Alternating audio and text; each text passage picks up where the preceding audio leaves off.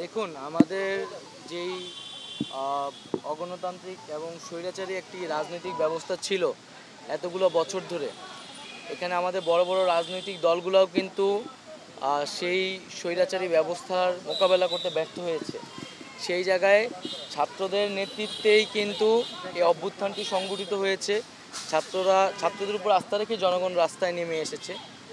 ছাত্ররা যখন সরকারে এসেছে এবং রাষ্ট্রের সংস্কারের জন্য কথা বলছে, আমরা মনে করি জনগণও সেই জায়গা থেকে এই তরুণ ছাত্রদের উপরে আস্থা রাখবে।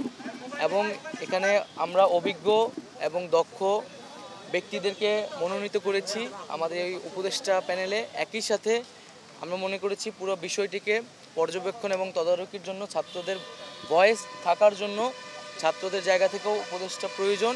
সেই জায়গা থেকেই আমরা দুইজন ছাত্র প্রতিনিধি এই উপদেষ্টা প্যানেলে রয়েছি এবং পাশাপাশি আরও আমাদের ছাত্র প্রতিনিধিরা অন্যান্য উপদেষ্টাদের সাথে সহকারী হিসেবে সামনের দিনে কাজ করার সুযোগ থাকবে।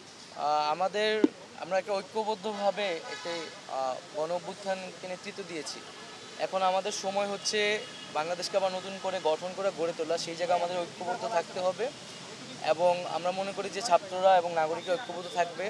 বাংলাদেশের সিস্টেম ভেঙে পড়েছে অনেকখানি, সেটাকে গড়ে তোলা সম্ভব যদি প্রশাসনের সাথে নাগরিক বা সিভিলিয়ান যারা ছাত্র নাগরিক তারা যাতে সমান্তরালে যদি একসাথে কাজ করে, সেটা আইন শৃঙ্খলা থেকে শুরু করে সর্বক্ষেত্রে, তাহলে খুব দ্রুত সময়ের মধ্যে আমাদের যে চ্যালেঞ্জগুলো বা যে সমস্যাগুলো আমরা দেখছি সেগুলো মোকাবেলা করে উতরে ওঠা সম্ভব। এটি হচ্ছে এটার প্রক্রিয়া নিয়ে আমাদের মধ্যে আলোচনা হচ্ছে, কিন্তু আমাদের প্রাথমিকভাবে একটা সিদ্ধান্ত আগেও ছিল যে সহকারী উপদেষ্টা বা এইরকমভাবে কোনো একটা পদায়ন করে যে ছাত্রদের ওই মন্ত্রণালয়ে একটা হচ্ছে তদারকির সুযোগ থাকা, বক্তব্যে রাখার সুযোগ থাকা, সেই ব্যবস্থাটি থাকবে।